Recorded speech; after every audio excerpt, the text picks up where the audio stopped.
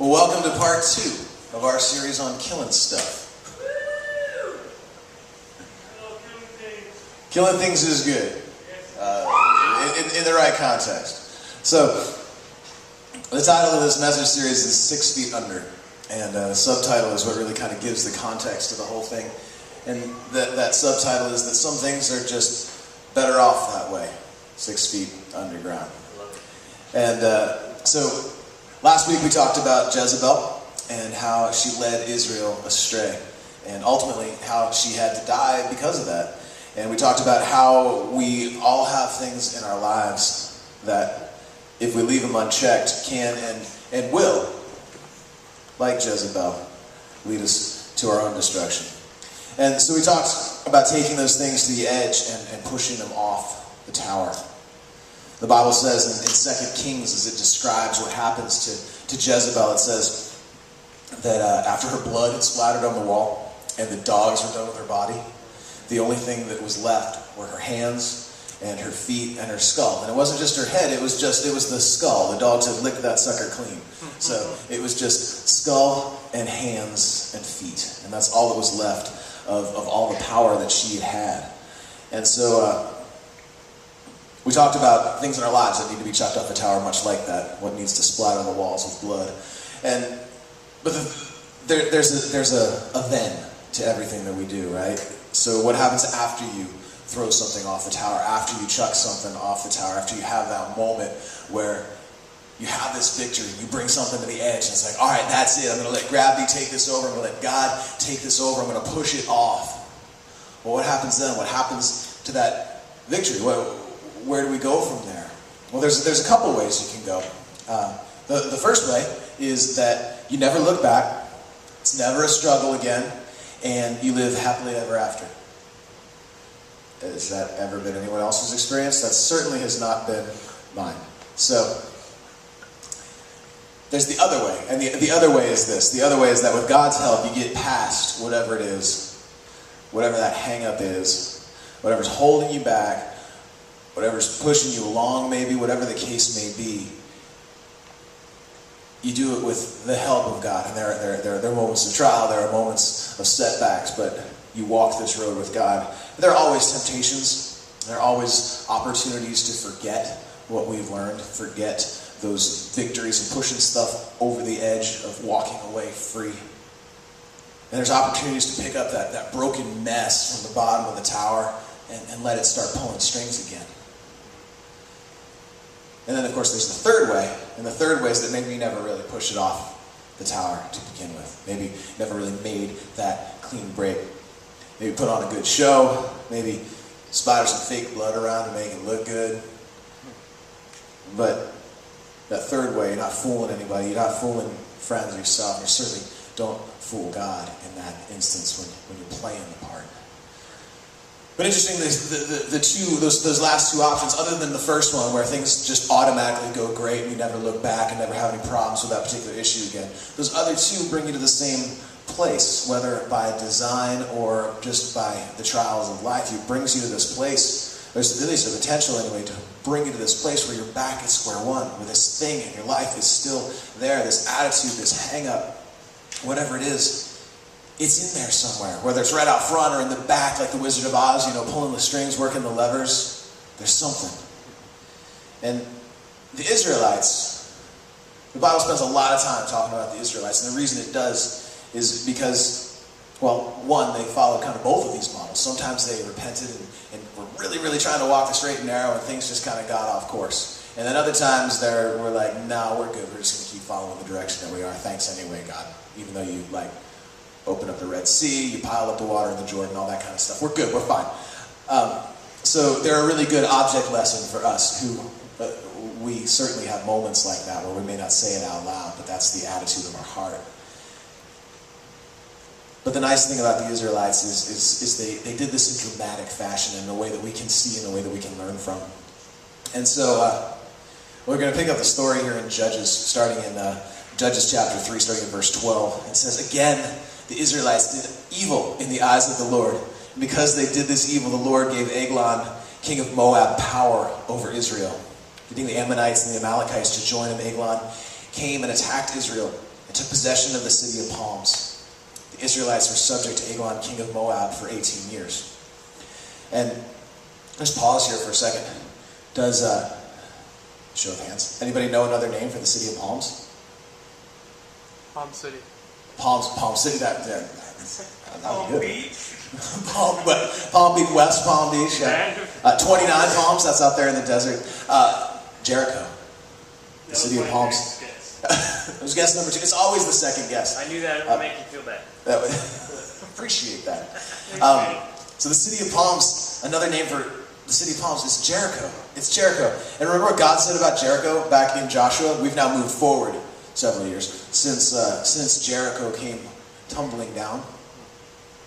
But back in Joshua, God, through Joshua, pronounced this oath. Cursed before the Lord is the one who undertakes to rebuild this city of Jericho at the cost of his firstborn son when he lay its foundations.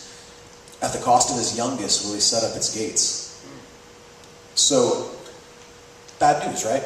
Don't rebuild Jericho. Kind of a pretty simple, straightforward proclamation there. And apparently nobody tells the king of the Moabites, King Eglon.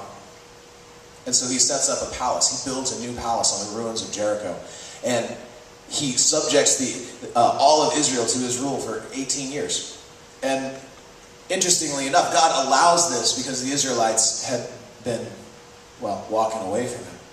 And the lesson to be learned, of course, is there are consequences for disobedience.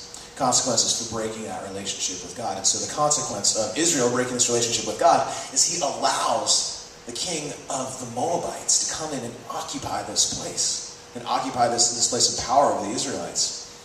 And as good as the Israelites are at turning away from God, they're his chosen people. And they're also really, really good at turning back and repenting. And so with a history like theirs, it only takes a quick look backwards to see some of the miraculous things that God did, like stopping the sun in the sky for Joshua. There's some pretty dramatic things in their history. And at this point, they've been written down. Joshua carved them again in stone. And so we pick the story back up in Judges. I'm going to pick it up in verse 15. It says, "Again, the Israelites cried out to the Lord, and he gave them a deliverer, Ehud, a left-handed man, the son of Gera the Benjamite. The Israelites sent him with tribute to Eglon, king of Moab. Now Ehud had made a double-edged sword about a cubit long, which he strapped to his right thigh under his clothing. He presented the tribute to Eglon, king of Moab, who was a very fat man. After Ehud had presented the tribute, he sent on their way those who had carried it. But on reaching the stone images near Gilgal, he himself went back to Eglon and said, 'Your Majesty, I have a secret message for you.' The king said to his attendants, 'Leave us.' And they all left. Ehud then approached him while he was sitting alone in the upper room of his palace and said, 'I have a message from God for you.' As the king rose from his seat, Ehud reached with his left hand, drew the sword from his right thigh, and plunged it into the king's belly. Even the handle sank in after the blade and his bowels discharged. Ehud did not pull the sword out, and the fat closed in over it. Then Ehud went out to the porch, shut the doors of the upper room behind him, and locked them. After he had gone, the servants came and found the doors of the upper room locked, and they said, 'He must be relieving himself in the inner room of the palace.' They waited to the point of embarrassment. But when he did not open the doors of the room, they took a key and unlocked them. There they saw their lord fallen on the floor dead. And while they waited, Ehud got away.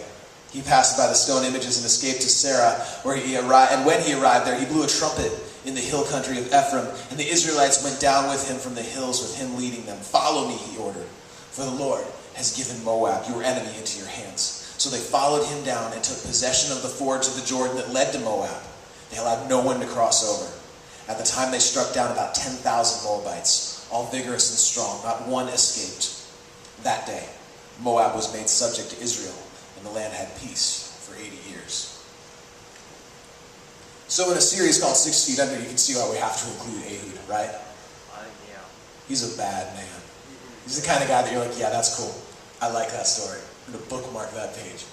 And Sometimes, we can come back to our metaphor of killing stuff in our lives. Sometimes you can push something off a tower, and other times, you got to stab it, gut it, and watch it bleed. And that's what Ehud does here with the king of Moab. And he does it in just such a dramatic fashion, and the Bible just.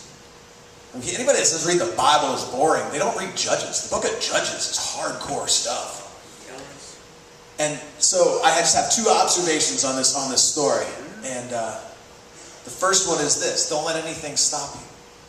When you get something in your sights that God has directed you to do, to take care of, to vanquish in this case, don't let anything stand in your way. The Israelites owned that land. They had paid for it with a price. Now, God had given it to them, but they had fought hard for it. And every battle was not quite the glorious victory that Jericho was. And so, still though, Jericho had been this amazing thing. The walls had come down and they burned the city. And when archaeologists have gone into the ruins of Jericho, what it is today, and they've unearthed and they've dug down to the right time period for when those walls came down, there's 3 feet of ashes in that city. And remember how when they took the city and God said, don't take anything out of it, take no plunder from the city. So they left it. They burned everything. They left the rest, and they took off. And so when archaeologists when they're excavating this site, not only do they find this layer of 3 feet of ashes, that's some serious burning. You ever have a campfire and you have like a little pile of ashes, you kick it over, 3 feet of ashes coating a city. And in it they also found They found evidence of the wheat from the harvest. It was right after harvest time.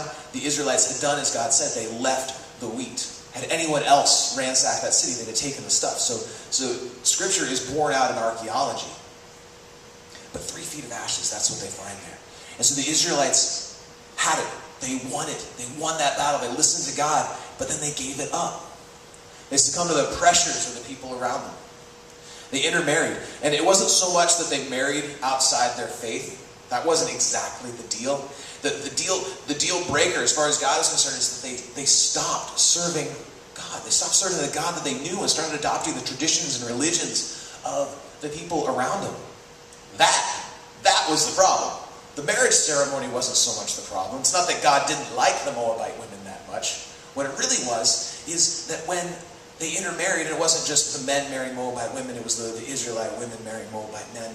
And it creates this mess. I had a student in one of my classes, and he was telling me that his immediate family includes members who are, listen to this, Christian, Jewish, Muslim, and agnostic.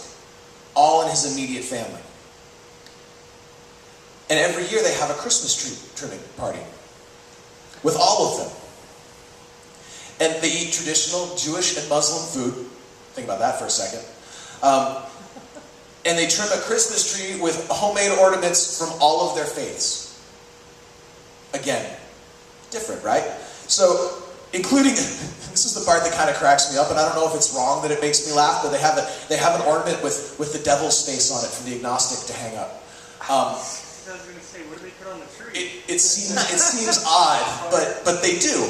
Now, it's funny, as I told them I want them to print up a t-shirt that says, the 4th annual Christian, Jewish, Muslim, agnostic tree trimming party, like a little picture of the family or something. I told them I'd buy it. But as funny as that is, you get the idea that this tradition, right, is just kind of it's a best fit deal. When you get married, you give and you take. And this is a way for everyone to participate and for no one to feel left out. And it seems like the right thing to do, right? Well, that's what the Israelites end up doing in the land beyond the Jordan. That's what they end up doing with all of, not just Moabites, but all the rest of the ites that they captured, that they were supposed to wipe out. They end up intermarrying with them, and they're like, it's not such a big deal. Maybe we could do this. We could set up the Asherah pole back in the yard. It's not a big deal. It's not too close to the altar. We're fine. And Baal, okay. A little bit creepy, but we'll worship him too. That's not a big deal, honey. We'll go to your family's house for the holidays. This is what starts happening. And this is what leads them away from God. And this is not a marriage sermon. But the point is that the Israelites gave up their land. They gave up what they had, and they knew that they did. And, of course, the question is, have This is rhetorical. No, I don't need a show of hands. You ever give up some territory that God has gained for you in your life? Yeah, me too. Ever let a new palace get built on the ruins of something that God tore down? Yeah, me too. Well, the Bible spends a lot of time talking about the ways of the Israelites, precisely because we all tend to act the same way. Our memories sometimes are frighteningly short. So as Ehud is riding up to Jericho, the city of palms, to Eglon's palace with all that tribute money, basically a bribe, kind of like protection money. You know how, like, you know, in all the crime dramas, there's that gang in the neighborhood that exacts tribute from the poor shop owners, you know? And then it's always a big deal. But this is exactly what Eglon's done. It's like, all right, pay me and I won't hurt you. So the Israelites are delivering this kind of bribe money, this tribute. And as he's riding up, Ehud is thinking about the fact that his ancestors had fought and died to take that land in the first place. That very spot, Jericho, Joshua's army had shown the world that not only was God in charge, but they were on his team. And there he was riding up to the palace built on top of the ruins of a city that God himself had decreed that no one would ever rebuild. And he's delivering money to the guy who did just that. He and the Israelites are essentially financing additions to be put onto this palace and other buildings to be built in this place where they know that God has said nothing should be built ever. And so, as he's riding up, all of these things have got to be in the back of his mind. And if he didn't have enough motivation, you know, from having brought tribute to Eglon for 18 years, that must have added some fuel to the fire. And on top of that, the kingdom of Moab, that came from Moab, the dude. He was the son of Lot's oldest daughter. And if you know the Bible story, Lot's oldest daughter got her dad drunk and had sex with him and had Moab. How many know that God isn't a big fan of incest? So Moab becomes an enemy of God. He becomes an enemy of God's people. This is literally a kingdom built on sin. And any self-respecting Israelite would have known that. And so they are paying tribute to the very embodiment of sin. And then we have Ehud himself. This is just the backstory. Then we have Ehud himself. The Bible says that he's left-handed. Now, that doesn't tell kind of the entire story. There's disagreement among commentators and Bible translators, but as to whether he was left-handed just because he was left-handed, or if he was left-handed because he was handicapped in his right hand, or if he was ambidextrous. So it's kind of a give and take on any of it. But in a mostly right-handed society, no matter why he was left-handed, a left-handed guy was different. He stuck out. He was different, and I'm seeing a show of hands now. Except one of you raised their right hand to tell me they were left-handed. No names, but No names. so anyway. Won't mention them. But just, I mean, I know I have a few of you guys. So, I mean, think of all the things that are not adequately designed for left-handed people. You know, there's any number of things that you have to either pay extra or learn how to use right hand. And so, no matter what, whether he was disabled in his right hand, whether he could use both hands, whichever it is, he was different than the average because the Bible points it out. The Bible doesn't normally make a habit of pointing out which hand most people use. So there was something that was different about Ehud. And this is the kind of ironic, funny part of this, is that Benjamin, his tribe, that's translated and means son of the right hand. So he's a Benjamite, son of the right hand, who's left-handed.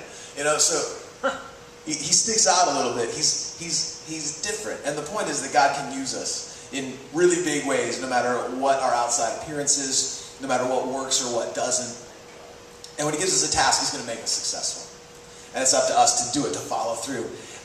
Even if we only have one useful hand, even if we're young, old, weak, uneducated, whatever the case may be, when God directs us, don't let anything stop you. God used Abraham to start a nation when he was 99. You know, God used David to kill Goliath when he was very young. He used Samson, who was very strong. He used Ehud, who, for whatever reason, didn't use his right hand. This goes on. Leah, not the most beautiful daughter, not the most beautiful wife, not the one that was favored, but through Leah we get Jesus. So God is in the habit of using the ones who don't fit quite right. And so God will use you, God will use me God will use all of us. And the question is simply how. This is the God who created everything out of nothing. And there's a term for that. It's creatio ex nihilo. And it's literally forming something out of absolutely nothing. And everyone in this room is more than nothing. And if God can form something out of nothing, what can he do with you? What can he do with me? Because no matter what we think of ourselves, by definition, because we are here and take up space, there is matter to our bodies, we are not nothing. And so the God that created everything out of nothing can create something pretty extraordinary out of something. And so that's what we're here to do. Don't let anything stop you. That's my first observation from Ehud. And the second one, this is the one that's exciting to me, is to be audacious. To go for it. When God gives you a task, you might as well go for style points. That's what I really feel like Ehud did here. He could have done in the king any number of different ways. He could have poisoned him. He could have done a whole lot of different things. He could have attacked him when he had all his guys with him, when he had the whole posse up in there. But no, he didn't. He didn't kill him when he had everybody there. Whether he didn't have the right opportunity when everybody was there, or he had second thoughts, or he got scared, or whatever else the case may be, he leaves. And he's with his guys, and they're going back. They've already left the money, and they go back, and they make it as far, the Bible says, as the carved images at Gilgal. And you remember Gilgal from when we talked about Joshua. Gilgal is where the Israelites set up the 12 stones from the river. And they were just 12 smooth stones from the river, and they set them up as a monument, as a reminder of the fact that God had piled up the waters of the Jordan, and they walked across on dry land. And remember the other part, the kind of squirmy part that happened at Gilgal? Yeah, that was where Joshua circumcised all the dudes with the flint knife. If you're an Israelite, you're going to remember that kind of deal. But when he did that, he said that he was rolling away the reproach of Egypt from Israel. Not only were the 12 stones there, but this moment, this fresh start, this time of everybody being literally on the same page. I mean, when you kind of, some important parts of people are becoming identical at this point. And so Israel remembers this. So Ehud is coming up and he's seeing this, these monuments. This is the idea. This is like walking through Washington, D.C. and seeing the Lincoln Memorial, seeing, the Washington Monument, seeing these things that are emblems of our country. And so that's what Ehud sees. And he can't go any farther. And he sends the guys on and he turns around. And I don't know what else he might have seen, whether it was just that, but they also had all kinds of monuments up there to Baal and all kinds of other weird Moabite kind of stuff. So he could have seen some of that stuff all up in the middle of the sacred ground for Israel. But whatever he saw, it caused him to turn around, and he went back. And it says, with just a sword strapped to his leg. And so everybody knows if you're right-handed, you wear your sword on the left side, so that you get this very dramatic deal, right? That was the worst sword drawing ever. But I should have just said it. I shouldn't have done it. So you draw it that way. And so most people who are right-handed, the security checkpoints are looking on the left-hand side, no weapon or whatever else like that. So if you're hiding something and you hide it on your right-hand side, where Ehud had it, it's a little more apt to get through, and you strap it kind of down low on your thigh. And it said that this sword was about a cubit long, which a normal cubit is from the elbow to the tip of the middle finger. So like 1.5 feet, roughly. All right, double-edged sword, made for stabbing. So he has it, and then he goes up to the king, and he says to the king, I have a message for you. And Eglon sends his men away. I don't know if he's thinking he's getting more money. I don't know what he's thinking. He sends everybody away. He's like, message. Maybe that means more money. And he sends everybody away, and then they withdraw to a private room, which, strategically speaking, was a dumb move for Eglon. But he did anyway. And so they go into this private room, and somehow over the course of conversation, Ehud is able to slip his hand under his garment, unsheath that dagger. Maybe Eglon didn't notice, or maybe he did and didn't think anything of it because he's using his left hand and nobody's going to attack me with the left hand. But either way, it brings up one of the best one-liners in the Bible. It would make Schwarzenegger proud, because Ehud, with his sword in his hand, he draws it out of his cloak and he says, what? I have a message from God for you, and stabs him. mean, that's awesome. I mean, that's the last thing the dude hears. I have a message from God. Oh, really? and not just the blade, right? It says, you know, it's 1.5 feet long of this blade. But then his fat closes over the hilt and the handle, and some translations even say that the hilt goes in. I mean, that's a pretty strong stabbing motion if the hilt of the sword goes in too. And it's a dagger, so maybe it wasn't a really big hilt, but it's certainly not an edge there. And so he shoves that thing inside him. And then what's the Bible say next? It says, then he empties his bowels. Which is not really a happy thing to think about. As if it's not insulting enough to get stabbed in your own palace. Right? You're going to get stabbed and then you're going to fall in, you know, your own feces. Your own stuff. The King James Bible in this translation, because you know I had to go check all the other translations to see what they said about this, right? King James says, it's very proper, right? The King James says, and the dirt came out. Dirt? Dirt. My ESV The dirt came out. This is like when I was a kid and my mom first started giving me shrimp. And I'm like, what's the black line, Mom? And she's like, oh, it's just sand. Yeah. Sand that the shrimp ate and passed through his body. It's not just sand anymore. And in the case of Eglon, it's not dirt, exactly. A rose by any other name would smell as sweet. You can call it dirt, but yeah. The Douay-Rheims 1899 American edition of the Bible, which I know you all have, right? If you have it, open it up. Douay-Rheims 1899 American edition. No one's pulling it up on their phones. Sad. Anyway, this is good. It says, and forthwith, by the secret parts of nature, the excrements of the belly came out. By the secret parts of nature. And forthwith, by the secret parts of nature, the excrements of the belly came out. That's awesome. I'm going to read more things out of the Douay-Rheims 1899 American edition of the Bible because they got away with words. But the best is the Wycliffe. The Wycliffe Bible puts it this way. And this is awesome. This makes the whole sermon worth it. And at once, by the privates of mankind, the turds of the womb burst out. And at once, by the privates of mankind, the turds of the womb burst out. It's in the Bible. You can say it in church. It's awesome. Yep. You can check it. Anyway, the funny thing, as if that's not funny enough, is that later when the guys come to check on him, they find the door locked and think he might be relieving himself. And, I mean, there's a lot of other reasons someone could lock the door, but you got to imagine they kind of caught a whiff or something, right? And they wait to the point of embarrassment, like, dude, did you die in there? It's taking forever. Fall in. Yeah, exactly. See, you're understanding this now. This is funny stuff. Judges, people don't think of Judges as being funny, but Judges is a funny book.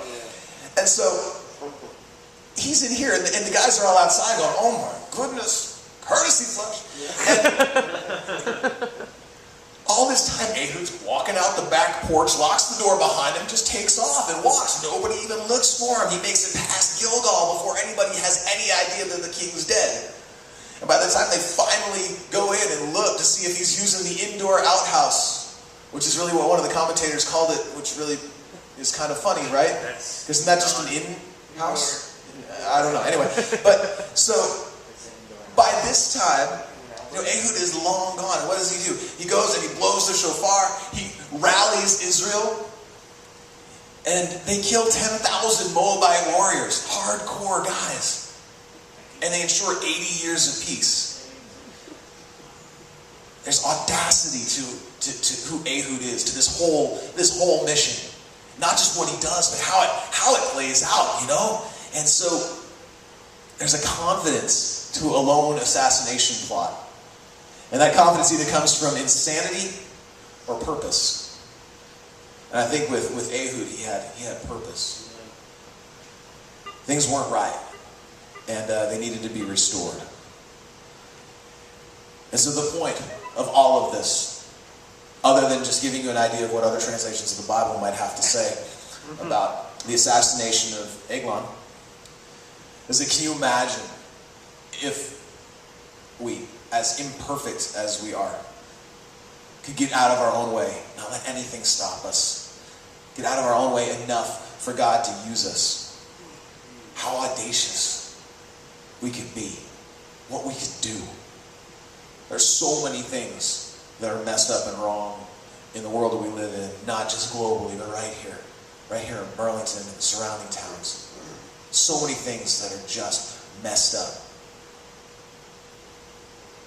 If we could let nothing stop us, if we could be audacious, if we could go for style points with what God shows us, what God gives us to do, we could make some stuff right. And it starts with us. It starts with us reading this, being inspired, asking God to direct and guide our lives. But it ultimately doesn't end just with this internal thing. It ends out there. It ends with the people that we run into at our jobs. It ends with the people that we run into at the grocery store, at home. Don't let anything stop you. Be audacious. The one who created everything out of nothing is the one who gives us our walking orders. And so if there's ever a reason to have a swagger, we have it. Let's pray.